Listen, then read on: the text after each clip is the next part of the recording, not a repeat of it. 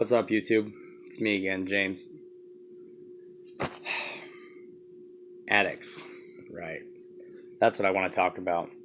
I think a lot of people don't know what goes on in that process, and I'm not here to advocate whether it's a disease, whether it's a sickness, or none of that jazz. In my experience, I just want to share kind of what I went through in my own mind and what was happening for me.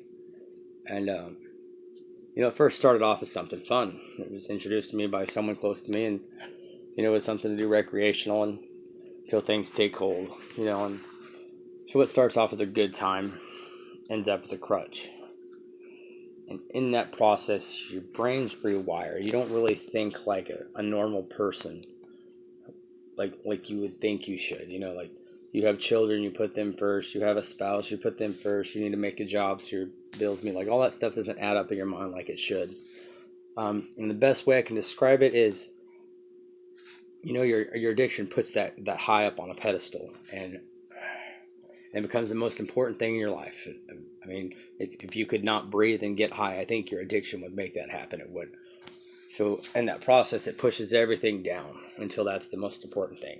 And even when that's right there in your mind, it's not enough. Everything else just kind of dissipates until that's all that's left. And that's why addicts, and I do mean myself included, they don't do shit, and they don't operate like normal people do.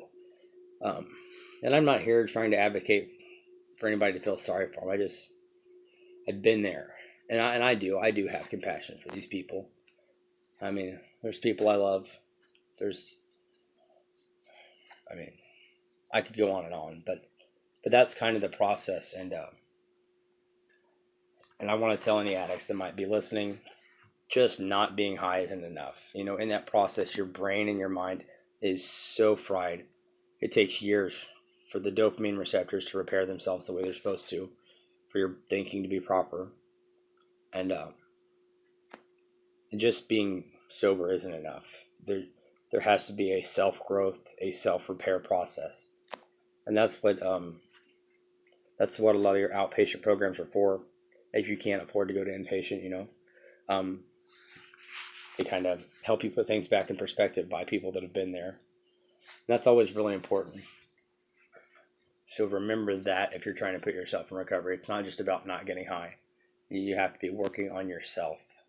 I was watching a report the other day on Facebook, and it was talking about over in England how they had a heroin epidemic, and there was this doctor, I can't remember his name, but he had actually started a program that would take in heroin addicts, and he would give them heroin, and in the process, all the drug dealers left, all the crime dropped, and once American policy was enforced over there, and this was taken away, all this stuff come back, but they're actually seeing this practice come to in Switzerland now. The American policy is that they would enforce anybody who is a drug user or an addict into legal ramifications of all their crimes, and I'm not saying that they shouldn't pay for that stuff, but in this Britain and this Switzerland policy, it was that these people had mental health, rather than put them into the justice system and make their problems worse and not seek their problems, they would get help. I mean, the study showed that a lot of these people came out and became functioning parts of society. There's a really high success rate. I'm not saying that's the key to recovery. I'm not saying that's the key to all these deaths dropping in our country. But it's something to think about, And then there's another thing called the Rat Pack study. They kind of did the same thing, that they would put these rats together in a social environment instead of isolating them, and the rats would wean themselves. They would put themselves through detox so they could be a part of that society. And I think the human genome is kind of the same way, is we yearn for love. We love, what human doesn't want love? I mean, that's the American dream, to find love, to procreate, and to see.